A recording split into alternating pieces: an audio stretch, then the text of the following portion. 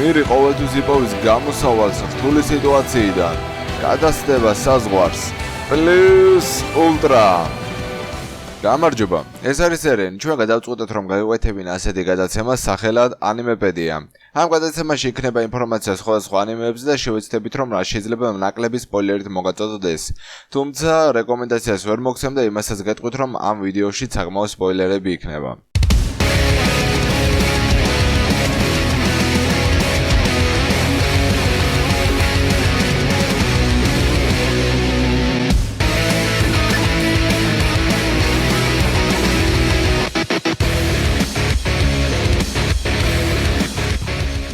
როგორც მივხვდით, დღეს ვისაუბრებთ ყოლის შემძლეზე, კერძოდ მის ძალაზე, რა ელით ამ ძალის მფლობელებს და როგორ წამოიშვა ეს ძალა.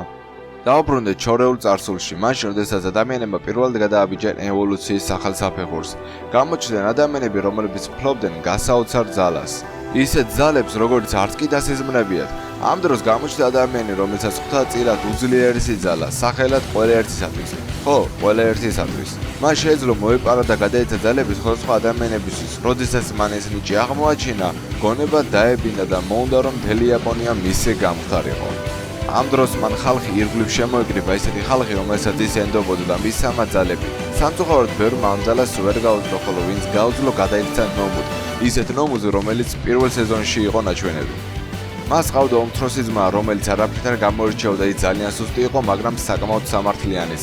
მას არ მოსწონდა მისი ძმის აქციელი, ამიტომაც გადაწყვიტა, რომ მის წინააღმდეგ წასულიყო. ამ დროს უფროსმა ძმამ უმცროს ნიჭი გადასცა.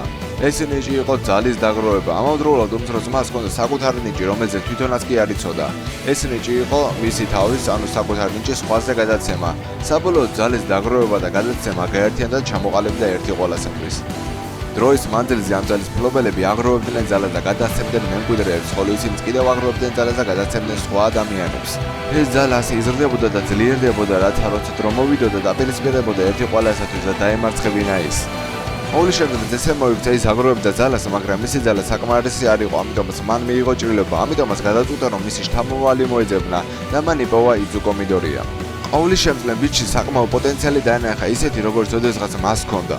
ბიჭი როგორც ყოვლის შემძლე უნიჭო იყო, მაგრამ საკმაო სიამოვნებისა და სამართლიანობის გრძნობა ჰქონდა. ამიტომაც მომდევნო ყოვლის შემძლე მსოფლიოს სიმბოლო გმირი, რომელიც ოდესღაც შეებრძოლება მსოფლიო ბოროტებას, გახდა იძუკო მიდორია. რა თქმა უნდა, ის ძალას ვერ აკონტროლებს, მაგრამ მომავალში ისწავლის, ის ცოტათი დაიწყებს 5%-ით, მაგრამ ის განაგრძობს განვითარებას და როცა დრო მოვა, ჩაიჭიდება მას, ვისაც თაობები უპირისპირდებოდნენ და ცდილობდნენ, რომ მომავალი თაობისთვის უფრო მეტი შანსი დაეტოვათ. ესაა მთელი ისტორია, იმედია მოგეწონებათ ეს პროექტი, რომელიც ახლახანს წამოვიწყეთ და მხარს დაგვიჭერთ. ყველას მოვალ შეხვედრამდე, ნახვამდის.